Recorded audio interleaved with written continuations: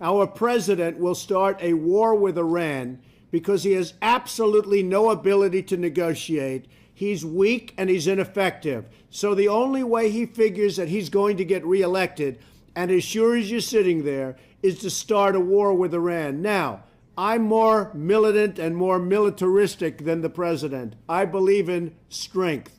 But to start a war in order to get elected, and I believe that's going to happen, would be an outrage. Iran can be taken down in many ways. Their population is in turmoil. They look at what's happening in Syria and other countries where it looked like it was an impossibility, and it looks like that one's going to collapse also. So Iran can be taken. I would never take the military card off the table. And it's possible that it'll have to be used because Iran cannot have nuclear weapons.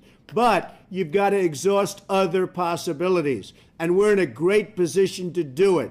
They know, or they at least must know, that they're in a little bit of heat because there's a lot of pressure to attack. This is a great time to negotiate. Unfortunately, we have a president that doesn't know the first thing about negotiation. We have a real problem in the White House. So I believe that he will attack Iran sometime prior to the election because he thinks that's the only way he can get elected. Isn't it pathetic? Well, it's happening just as I said it would. Iraq is becoming very, very, very close to Iran. Iran will end up taking over Iraq. They're all happy that the United States has been forced to leave. Our negotiators don't know what they're doing. Our president has no clue. We're going to be leaving Iraq. We're going to be handing on a silver platter, the second largest oil reserves in the world to Iran. Now, I've been saying this for 2 years, 3 years. You go back and check. Nobody else has said it but Donald Trump. I turn out to be right. They're going to be giving Iraq and the second largest oil reserves in the world to Iran. And man, we are really, really being led by stupid.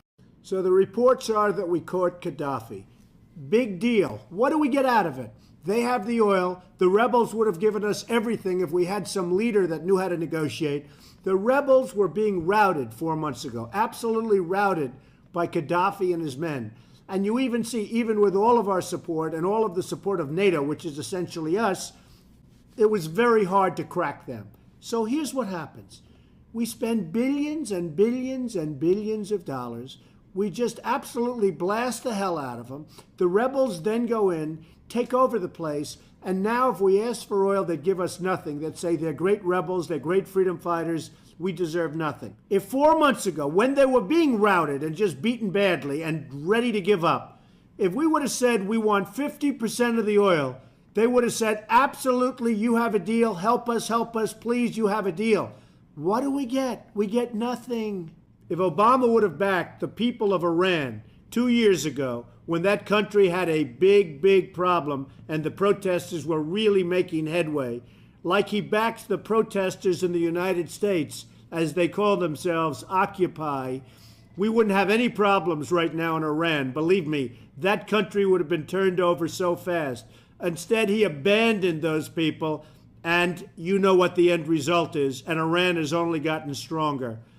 The man doesn't know what he's doing.